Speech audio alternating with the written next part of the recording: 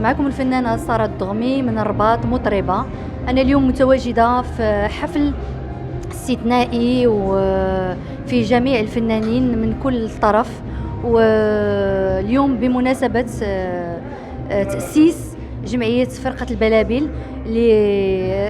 برئاسة سعيد الروصافي.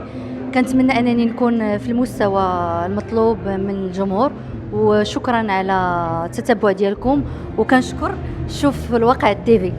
انا اولا كفنانه انا مواطنه جد عاديه بحالي بحال كاع المواطنين، ففي الحقيقه الناس تضرروا بزاف، وكنتمناو من الجهات يعني المحليه او الجهات المسؤوله على هذا غلاء الاسعار انهم ياخذوا بعين الاعتبار المواطن الفقير وينقصوا من الاسعار، وان شاء الله يكون الخير باذن الله. شكرا.